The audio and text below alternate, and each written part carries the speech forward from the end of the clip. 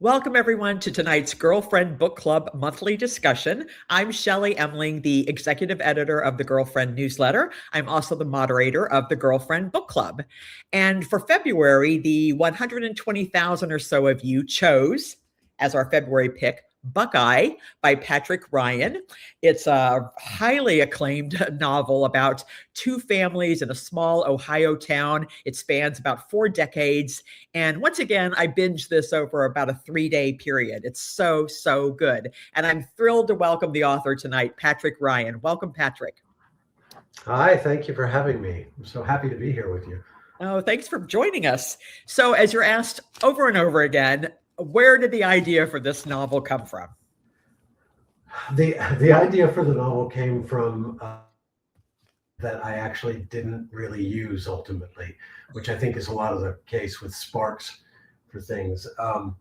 I had been looking for something that I could write that would be set in the Midwest, because I only want to write about states I've spent a little time in. And I had lived in Ohio for a couple of years, and my father's side of the family is from Ohio. And I'm really intrigued by it because I grew up in Florida and it's such a contrast. And so I was drawn to that area. And then I found out that my grandmother, my dad's mom, and this is long after she had died, that she was a very pious woman. She was very judgmental, and she lived in this tiny little town where my dad and his sister grew up. And she had maintained this decades-long affair with a guy who lived down the street, a married man. So it's not a terribly shocking original sin, or anything like that. But I just thought, what would it be like to maintain a secret for that long that you were keeping from the people closest to you? And how would those lies over time start to evolve into truths? Because some of those lies you're telling yourself. Yes. And so that was kind of my diving off point. But really quickly, I realized I didn't want to write about my grandmother or my family. I didn't want to write about a prolonged marital affair because I feel like that's been done a lot and done really well. But I was interested in writing about a mistake, a fling that would echo into these people's lives. And as soon as I got into taking some notes on the characters, I realized, I want to write about who are they married to, right? And do they have kids, and who raised them? Who raised these two people who are having this fling? And what's everyone's story? And then I quickly saw something that was going to stretch into the last generation and into the next generation, and I realized I was in for a longer haul than I originally thought. So was your whole family shocked by this revelation? I'm just curious. Well, we all sort of knew it already. I didn't find out until about 15 years ago. And then I didn't get any kind of even the barest details until 10 years ago. So, but by the time I produced this, everyone knew, and everybody on that side of the family is now gone except for me. So I couldn't even sort of mail it to people and say, look what I did, because they're not around anymore. But the other side of the family, I think, got a kick out of knowing that was the springboard. So Danielle, I have to break because my ring light just went out and I can't see what I'm doing. I hope you can edit this out. So this is the beauty of recording something.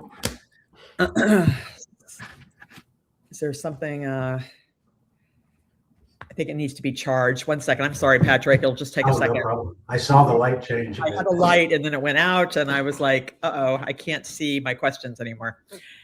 So, yes, Danielle says it got mysterious. Oh my goodness. Okay. If not, we'll have to turn the overhead on. Oh, okay. Back on. Okay. You can see me again? Yeah.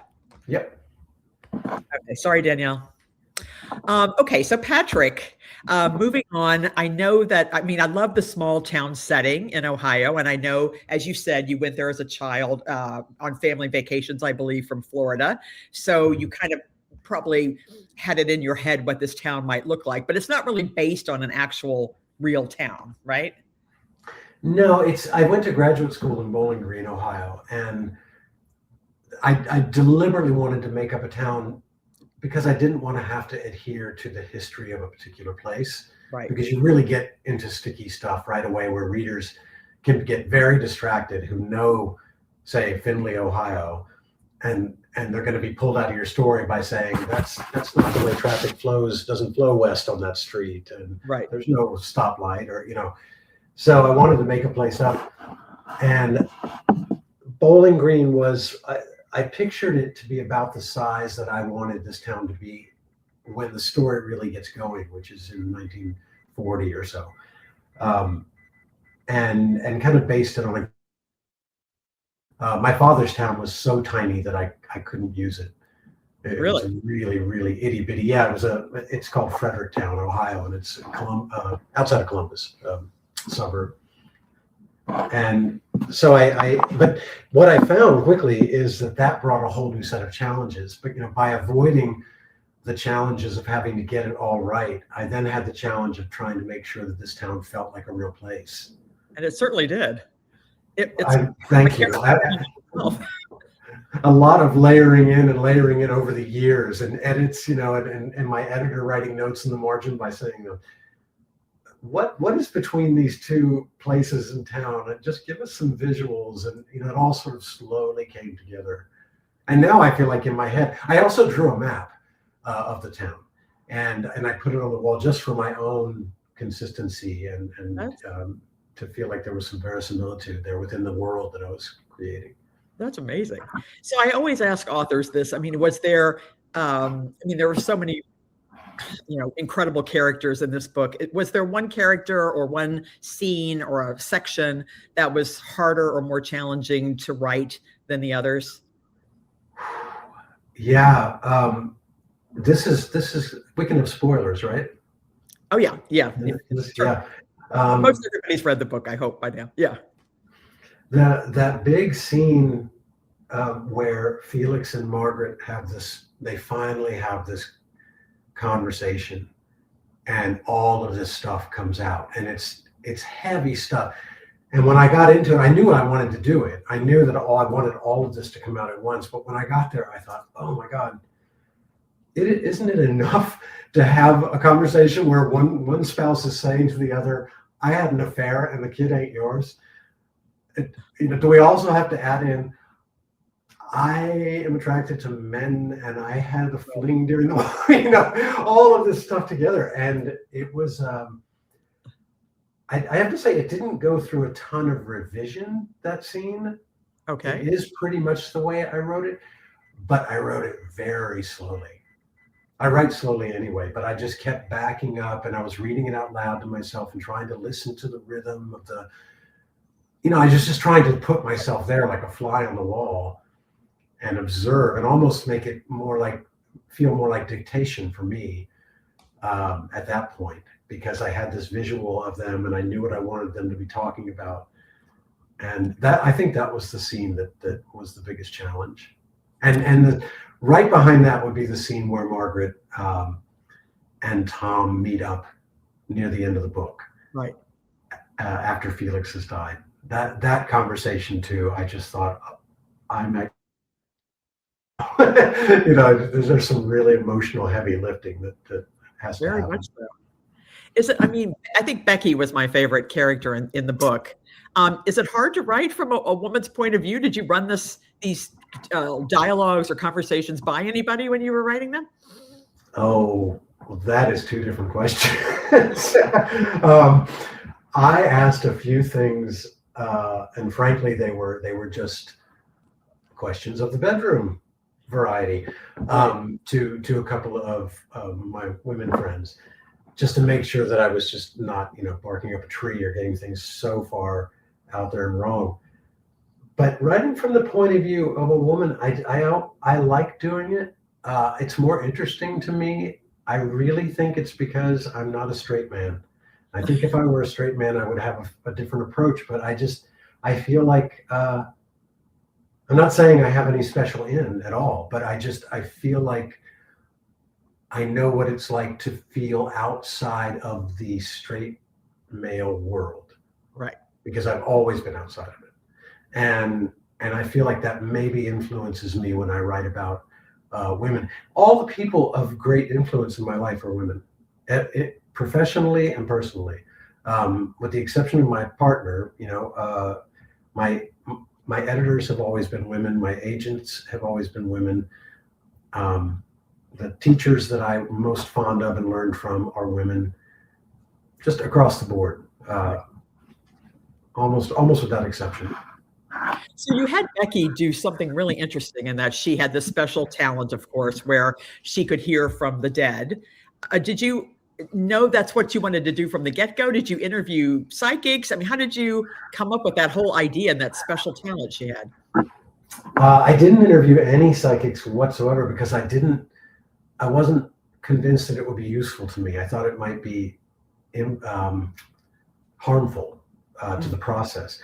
But I gave her that in the beginning because I wanted to give her, I really was looking for a way in the book to bring in the living and the dead, and to somehow, without being corny about it, Right, or having it just feel divisive.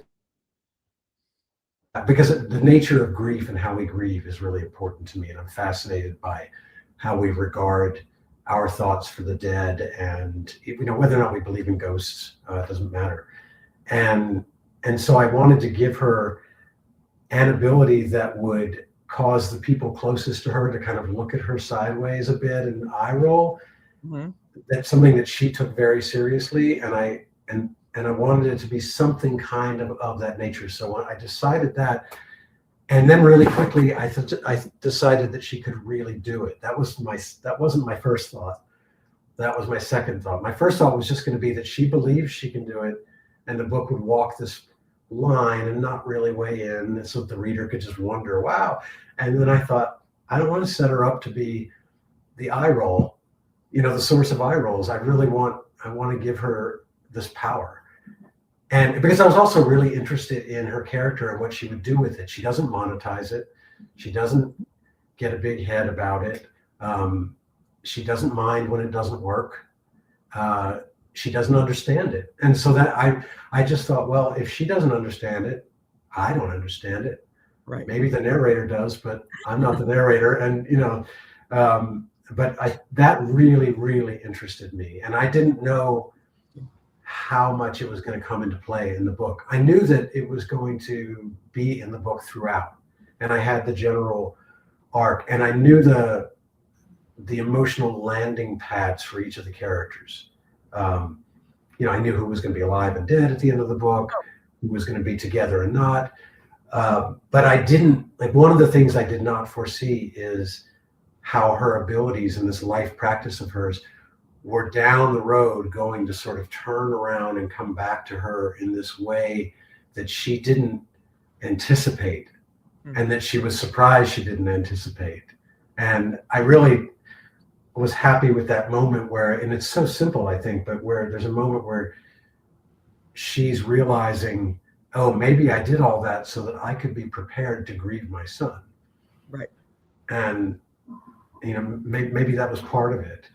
And she's still having a hard time grieving her son. And so she's actually realizing late in the game how hard this really is for all these people that she's been helping over the years. But that was a very happy confluence of things when I realized that that's where it was going. Well, I was going to ask you, I think you're a short story writer by background, correct? So this had to be very different. What was and you just said you knew what was going to happen to all the characters at the end when you started. Yeah. So how long did it take you to write this? What was your writing process like? I worked on it 5 days a week. That's my rule when I get going on something. And that might only be for a half hour or an hour a day, depending on my work schedule, because I have a job and other responsibilities. It took me 6 years to write it.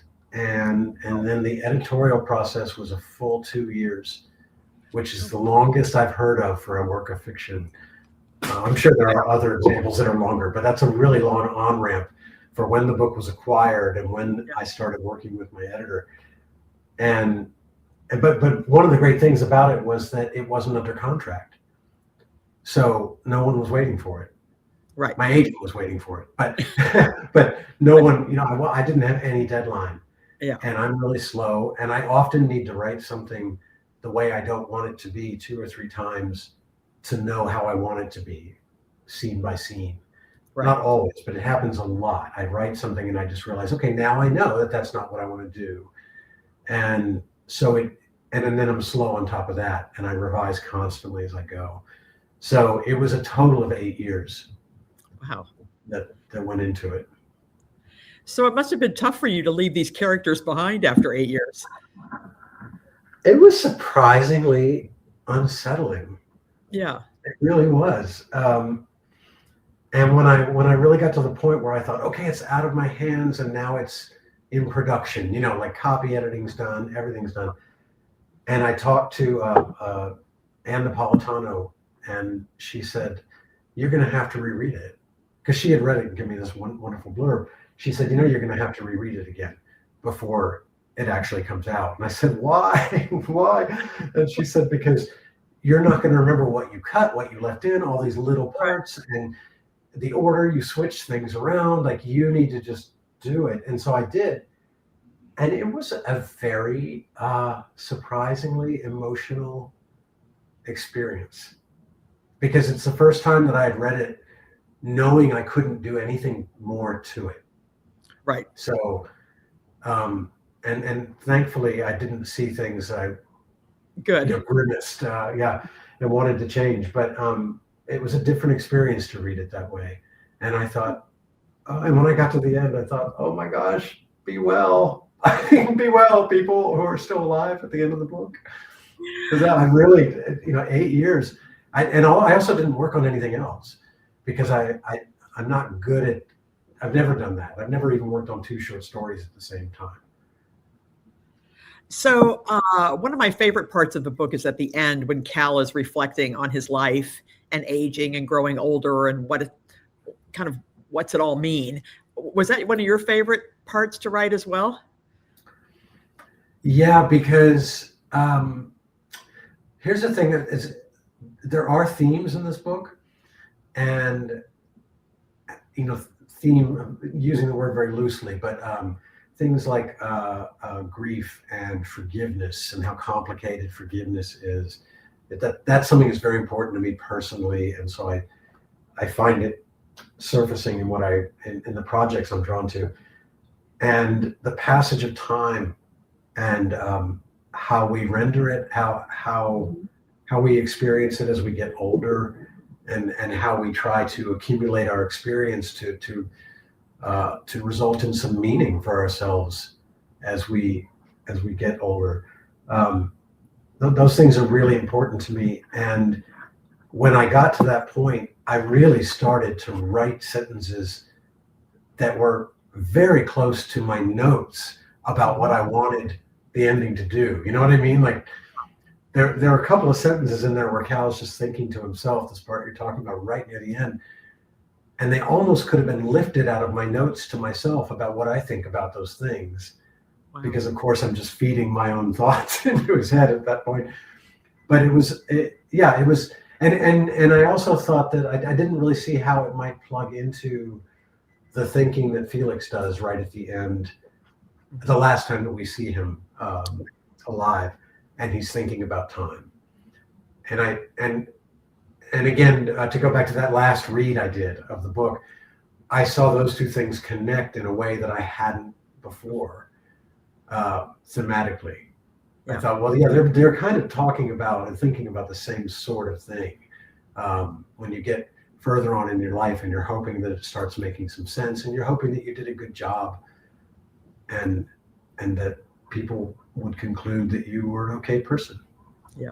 And I turned 60, not that 60 is old, but I turned 62 2 weeks after this book came out. Wow. And having started it when I was 52, I started it when Obama was in the White House in the summer of 2016. There's a lot of living and a lot of events, and a lot of things happened between then and now. And it had this kind of weight that I thought feels feels appropriate to me. So just a few more questions. Some members of the book club wanted to talk about Margaret. They liked Margaret. They were interested in the fact that she was abandoned by her mother, and then she ends up leaving her own child. I mean, where did you draw from? Did you know that was how you were going to write Margaret? Was that key to her storyline? That was the most challenging I had, that she was the most challenging character I've ever tried to write about. And it goes right back to my original conception of her, because I was interested in somebody who had come from nothing and who is so crippled by her own unnecessary insecurities as she steps forward into adulthood, that I thought she's not capable of experiencing happiness the way most of us are. She's kind of a broken, and she's broken in large part by her own holding herself back, but in ways that she just is not capable of growing out of. I didn't quite know how I was going to do it, though, because it's such an awful thing that she does.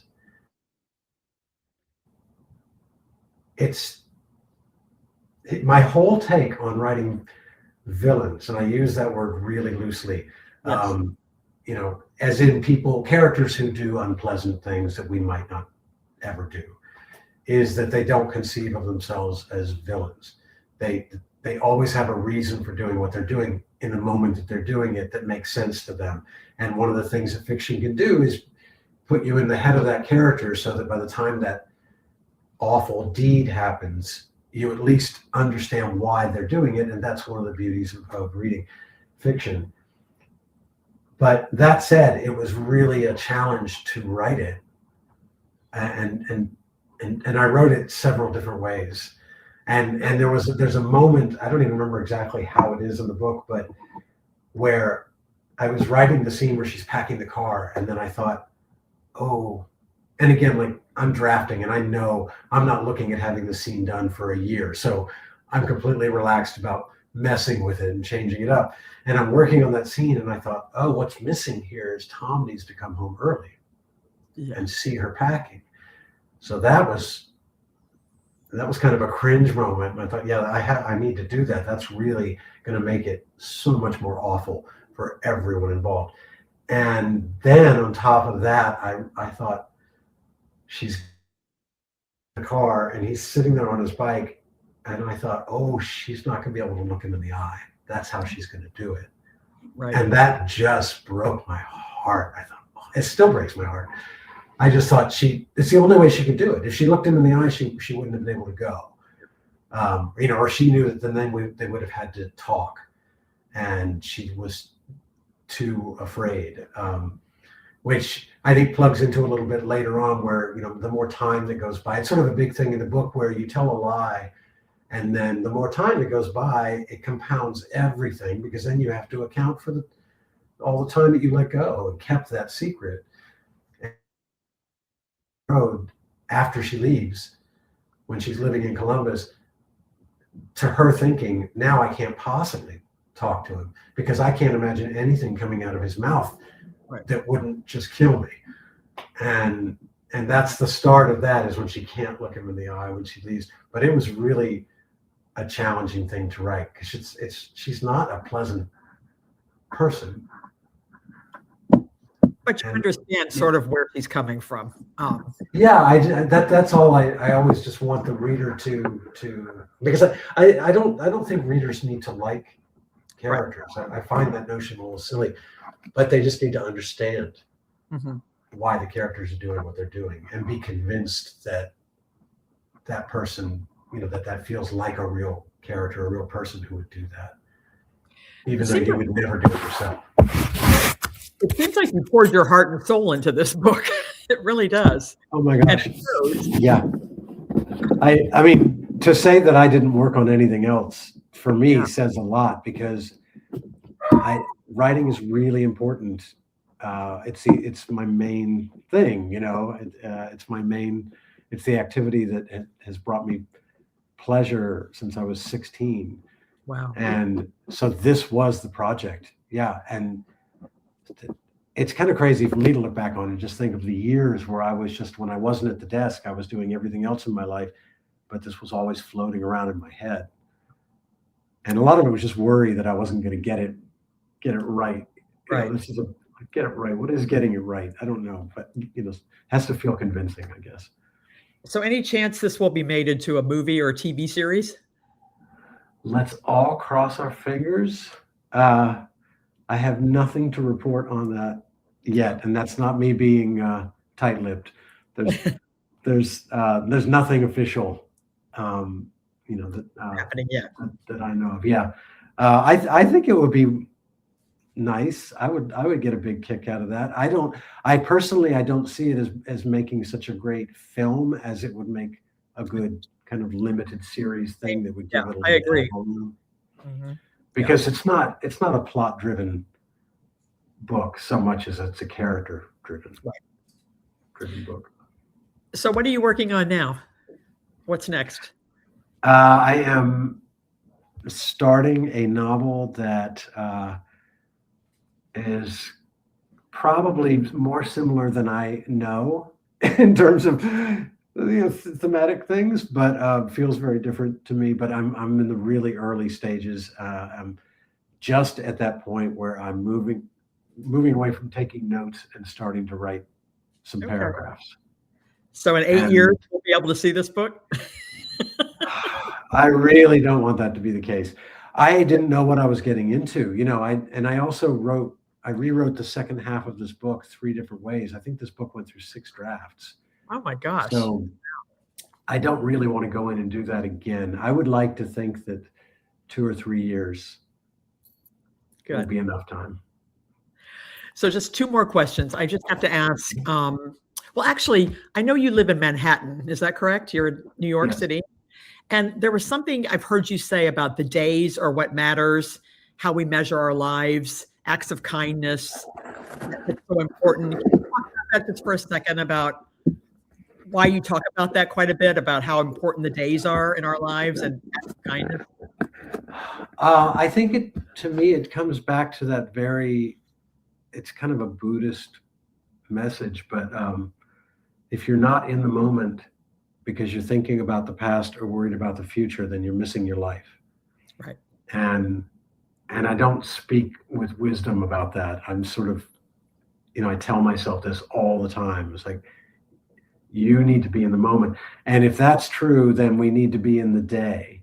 And we only have a finite matter of time. Nobody knows how long each one of us has. And the idea of, wishing this day would just end, or, oh my God. I was talking to somebody just recently and they said, 2026, it's already awful. I'm ready for it to be over. And I all but wanted to hang up the phone because I just thought, that's insane. Right. That is crazy. We don't know how much time we have. We can't wish it away. We can certainly waste it for fun. I'm all for, having some fun and not being productive all the time. But when you get right down to it, all we have is the time we have. That's it. All we have are the relationships that we're trying to forge, and we have what we have right now. Yep. And it's extremely tempting to worry about the future, and we have to a certain degree. I am somebody who spends a lot of time thinking about the past, and I wish I didn't. So I think that's what that taps into, is that's what we have, is we have our days. Right. And we have to make the most of our days. And making the most of our days, of course, should involve helping people make the most of their days. Right. By just kindness and empathy. I love that. So 2 really quick questions. Is there an author or a book that you've read recently that you could recommend to the rest of us? Oh, gosh. Okay. For the first time ever in the last year, I read The Grapes of Wrath. Oh, okay. And I'm just going to say, for everybody out there who hears this, if you haven't read it, it's the best book about this country that I've ever read. It's the best novel by far I've ever read about this country. And it's so relevant and it's so good and powerful. I was very moved by Demon Copperhead when I read that last year. That's a good one. I've read a couple of books that are coming out next year that in Galley, including Ann Patchett's new book, Whistler, which is really a wonderful book that meant a lot to me. She's been on with us before. Tom Lake was one of our girlfriend book club picks last year, I think. Oh, great. Yeah. And so so finally, when you're not writing or reading, what do you like to do for fun? I like to play pinball. Oh, That's really? what I like to do. That's the closest I come to having a sport.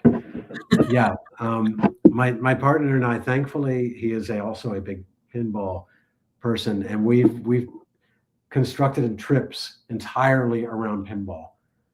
That was what finally got us to Las Vegas, along with wanting to see the desert. We didn't really want to see Vegas, but Vegas has an enormous pinball arcade place. And there's a fantastic place in Asbury Park that has about 120 machines. And we've made many trips. We will go get on the train, go out there, check into the hotel, play pinball until, for 8 hours. Oh my gosh. Okay. Or maybe 5 or 6.